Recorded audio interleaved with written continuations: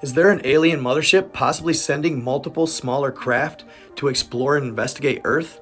According to the Pentagon, that's a resounding yes. The possibility of an extraterrestrial mothership being within our solar system and sending out probes to investigate Earth is no new idea, but it's gained notoriety as the head of the Pentagon's Aerial Phenomena Research Office has released a report. Kirkpatrick, director of Pentagon's All-Domain Anomaly Resolution Office, or AARO, and Abraham Loeb, chairman of Harvard University Astronomy Department, co-authored a research report titled Physical Constraints on Unidentified Aerial Phenomena, which in the report suggests an artificial interstellar object could be a parent craft releasing many small probes during its close passage to Earth. Kirkpatrick, pictured here, served as a chief scientist at the Defense Intelligence Agency's Missile and Space Intelligence Center and was appointed as the director of the AARO when it was founded in July of 2022.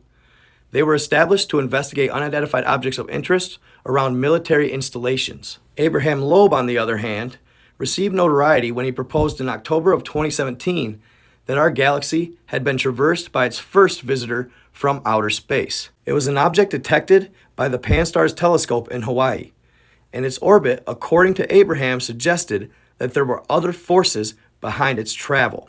His claim was that it was traversing by means other than the sun's gravitational pull. The object was dubbed Oumuamua, or the Hawaiian term for scout. These two authors suggest that these tiny probes could reach Earth and other planets within our solar system for exploration as the parent craft passes by within a fraction of the Earth-Sun separation. They explain that the astronomers would not be able to see them because they do not reflect the sunlight for existing survey telescopes. As you can imagine, given the recent events that have taken place in the United States with the Chinese spy balloon and the unidentified flying phenomena, this story has gained a lot of attention. Though it may seem far-fetched, it is something to take into consideration and not to be taken lightly, given that it is a director of the Pentagon. A director of a certain department, yes, but nevertheless, a high-ranking military official. So, of course, this begs the question, were the events that took place a couple weeks ago actually alien craft? Were they scouts, per se, sent in to maybe test our airspace? And why would they let us shoot them down? Well, obviously, if they didn't want to be shot down, they wouldn't be.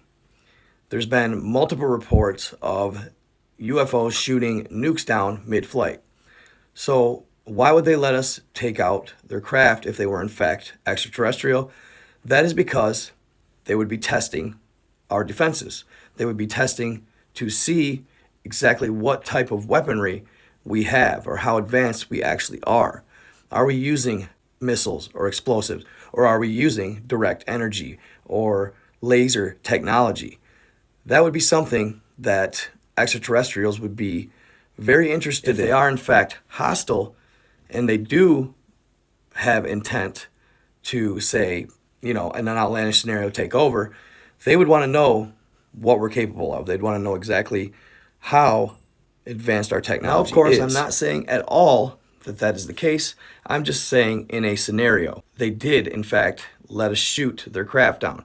I just saw a lot of people saying that if it was ET craft, there's just no way that we would be able to take it out. Previous explanation is exactly why they would do that. Now, on the other hand, there's a lot of people who are crying out something else, and that would be PBB, or more commonly known as Project Bluebeam, which is a very in-depth conspiracy based on a bunch of stuff, but I won't explain that in this video.